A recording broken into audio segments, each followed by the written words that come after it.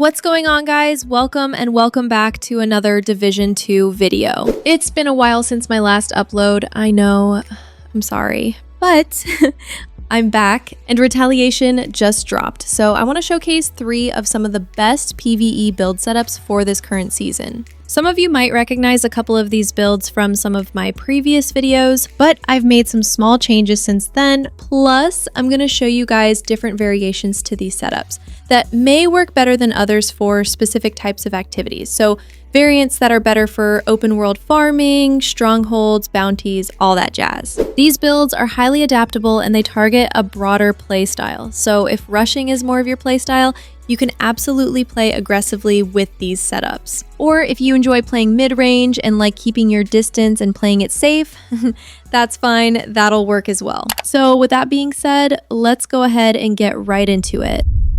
Okay, so first up is a build that focuses on special ammunition synergy and maintaining a high damage output. Ongoing Directive takes special ammunition synergy and sustained damage output to a whole nother level. So this means a constant supply of hollow point ammo. And not only do they give you a crazy high damage buff, but they also cause bleeding when you land your shots. But one major downside of Ongoing Directive is the lack of survivability. And this is where the exotic Memento backpack comes in. So with the Memento backpack, you're getting a decent increase in your overall survivability, and this is because Memento actually grants 3% armor regeneration at full stacks. Not only that, but it will also increase your weapon damage pretty significantly.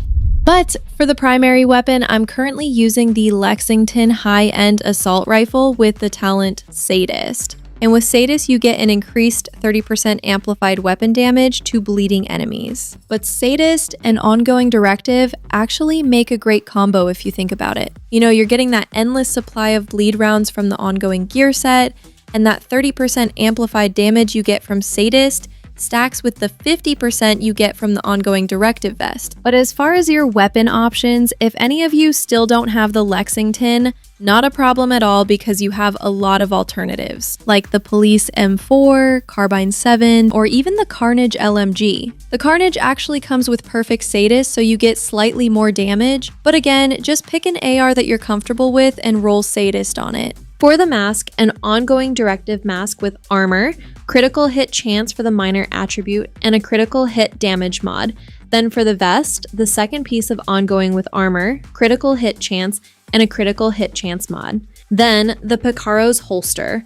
This is actually a named Brazos piece that comes with a 10% increased weapon damage attribute. This attribute is native to this named gear piece, so it will always drop with this value. But you could also use a Fenris group holster instead if you don't have this named holster. Fenris will give you a 10% assault rifle damage bonus, so you'll be good. Next up are the Ongoing knee pads with armor and critical hit chance, then the gloves with armor and critical hit damage. Then last but certainly not least is the exotic Memento backpack. Many of you guys already know how this backpack works, but for anyone new, think of this backpack as a booster that will essentially supplement your build. So in other words, this bag is sort of like an all-purpose exotic piece that benefits you regardless of what role you're playing. So if you look here, you will get buffs that will enhance all 3 major core attributes. So whenever you unalive an enemy, you will have a trophy that drops for you to collect. Collecting these trophies will grant you both a short and long-term buff. The short-term buff will essentially increase these core attribute values, and these are the values that you'll get for each of the corresponding core attributes you have equipped. So for example, since I have 6 blue core attributes, I'll get 60% bonus armor for each trophy I collect, as well as 5% weapon damage and skill efficiency. Because Memento comes with all 3 core attributes, right? So the values that you're getting for each core attribute will depend on how many of them you have equipped. So this short-term buff will last for 10 seconds, but you're also building up a long-term buff as well. And the long-term buff grants up to 30% weapon damage and skill efficiency, as well as like 3% armor regeneration at full stacks. But if you don't have this backpack, then a good alternative is the Liquid Engineer bag, since it comes with perfect bloodsucker. And it grants bonus armor similar to Memento. You're just missing that increased weapon damage from Memento, but at least you'll still have decent survivability. But you also have other options like Walker Harris, Grupo, or Seska, whichever you have at the moment. And as far as the talent, You can either go with Bloodsucker if you would rather have survivability, or Wicked if you want more damage. And for the weapon specialization, I went with Gunner. With Gunner, you have access to the Banshee Pulse. And the Banshee Pulse is a great way to help activate the Rules of Engagement talent, so you're getting your hollow point rounds quicker, plus it makes for great crowd control. Now, this is another viable version of ongoing. This one also deals out a lot of damage, maybe even a little more than the previous, since I'm using the Catalyst Mask with Wicked. But there's also a lot of burst damage with this version, plus you won't have to worry about walking around collecting trophies in order to build Memento stacks. The Catalyst Mask goes great with ongoing Directive because it's going to boost both your weapon and status effects damage. So you can get up to, I think it should be about 22%, I believe. Let me see. Okay, max stacks is 12 and you get 2% per stack. So that's like 24%. So you're getting 24% weapon damage and status effects damage. And for the backpack, this is actually the Anarchist cookbook bag that comes with Perfectly Wicked. So you're getting an 18% weapon damage increase by applying a status effect to a target for 27 seconds. But if any of you don't have this bag, you can either use any of the previous brands I mentioned, so Walker Harris, Cheska, or Grupo, and just roll Wicked on it. You'll be fine because the normal Wicked increases your damage by 18% as well. So the only difference between Perfectly Wicked and the normal is that you get the damage buff for 7 seconds longer. And for the seasonal modifiers, I'm using Zealot for the active. Zealot basically provides you with increased weapon damage and damage reduction per stack, which maxes out at 20. This modifier is a lifesaver, but there is one small caveat. 10 seconds after activation, you will start losing 1 stack per second, and once you reach 0 stacks, a damaging EMP explosion will trigger at your location, leaving you at 1 HP. However, each enemy that gets hit by the explosion will recover armor and health for you. And you're gonna see it happen in this clip right here. Right there, you see that? That flash. So that was the EMP explosion. But as you can see, I hardly took any damage from it. Also, as you're leveling up your modifiers, it will increase its effectiveness. And for the passive modifiers, I'm running Stepping Stone, Rupert's Tear, and Batter Up. This next setup is an absolute powerhouse, and it should come as no surprise given that it's a Striker build. And as many of you guys know, Striker is a very powerful gear set. You can honestly run Striker with almost any fully automatic weapon and see good damage. Plus, there are so many variations and different ways to run Striker. You know, you can run it with the Striker vest or backpack for extra damage, but I'm currently running a more balanced setup. So I went with the Liquid Engineer bag for the bonus armor to help add increased survivability. Memento is also a great option, but there's a reason why I went with the Liquid Engineer bag instead. I'll explain why in a moment though. But for the weapon, I'm using the Chameleon. The Chameleon had to have been made for Striker, I swear, because their synergy is just too good. Like, Striker is already a powerhouse in itself, but with the Chameleon, the damage goes crazy. The Chameleon enhances the damage you're getting from Striker with its Adaptive Instincts talent. So they complement each other extremely well. With Adaptive Instincts, you're essentially getting 3 different buffs that's going to increase your overall DPS and last for 45 seconds. So landing 30 headshots will increase your critical hit chance by 20% and your critical hit damage by 50%.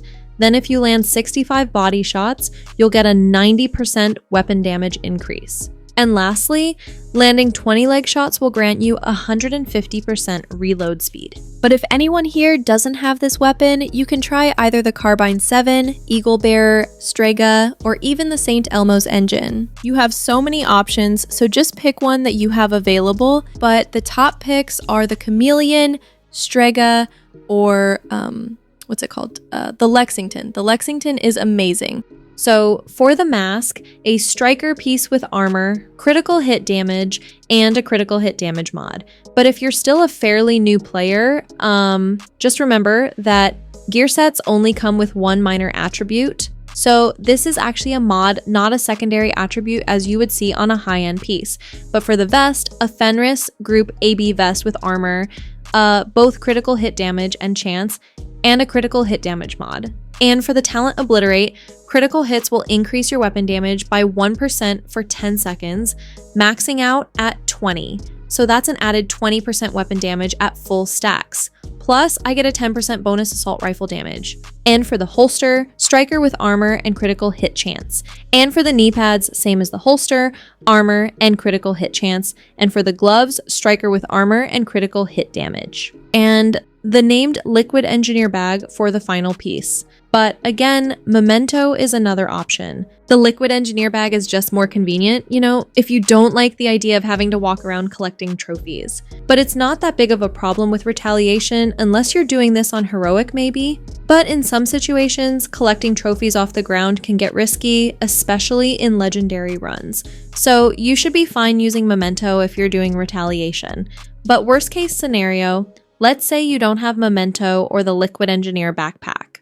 Well, one option you have is if you really care about that 1% armor regeneration bonus attribute that you're getting from the liquid engineer bag, then you can use either a regular bellstone piece and just roll the normal bloodsucker talent on it if you want additional survivability. Or if you would rather have more damage, you can go with either Walker Harris, Cheska, or Grupo. And for the talents, you can go with Unstoppable Force, Vigilance, or Companion for the increased weapon damage, right? Now for the stats, in case anyone is wondering, 43% critical hit chance and 129% critical hit damage. And for the modifiers, Zealot for the active, then for the passive modifiers, Stepping Stone, Rupert's Tear, and Batter Up. So now here's another viable version of Striker that also works very well. This version utilizes the Striker bag as well as the Turmoil knee pads, which is essentially a named Cheska piece that comes with the talent Bewildered, and this talent is basically going to split the damage dealt to an enemy by 50% onto another enemy that's within 30 meters. So this is kind of similar to Negotiator's Dilemma, and it's a nice way to have AoE damage, in a sense. And by AoE, I'm talking about area of effect damage. Now for the weapon specialization, Firewall is great with this setup if you don't mind using the Ballistic Crusader shield. Firewall comes with a Striker shield variant that actually gives you a pretty decent damage boost. So if you take a look over here, you can see that I'm currently getting a 13% damage bonus per enemy. And for the secondary skill, I'm using Reviver Hive at the moment. But honestly, you can use whatever fits your playstyle. Now this next setup is hands down the ultimate solo build on this list. It can be super frustrating playing solo if you're constantly going down on higher difficulties. So if this is you, then this build will be your lifeline. There's so much survivability on this setup since Foundry provides a decent amount of armor regeneration. However, you're sacrificing a bit of raw damage output. But here's the thing though, if you pair this with the Chameleon, you're getting that 90% increased weapon damage buff from the weapon talent Adaptive Instincts, as well as a critical hit chance and damage increase. So if you have the Chameleon, then this setup will be so much better. Not to mention, with the talent Obliterate, you're getting an additional 20% increased weapon damage on top of that. So this is a nice way to add some overall damage because again, as you can see, the survivability is pretty good, right? So for all the Foundry pieces, the mask, holster, knee pads, and gloves, I have armor and critical hit damage with a critical hit chance mod on the mask, a critical hit damage mod on the vest, and the talent Obliterate. Then lastly, the liquid engineer bag with another critical hit damage mod. So this brings my Chameleon to 37% critical hit chance and about 141% critical hit damage. But remember, with Adaptive Instincts, if you land 30 headshots, you get both a 20% critical hit chance and a 50% critical hit damage increase for 45 seconds. So that's going to give you a nice bump in crits, so I'll go from 37 to 57%, right? Which is close to max. So you want to try and get as much critical hit damage on here as possible, and try not to exceed 40% critical hit chance. You can also use the Memento backpack with this setup as well. It'll work great and add even more weapon damage. Plus it adds armor regeneration. So that's just more survivability. You also have the option of running Intimidate instead of Obliterate for more damage since you're getting bonus armor. But this is going to require you to be close range, so if you don't like playing too aggressive, then that may not work for you. Now for the seasonal modifiers, I'm using the Advanced Material Active modifier. This bumps up the skill tier on your skills while boosting your signature weapon damage against enemies. And for the passive modifiers, the same as the previous setup.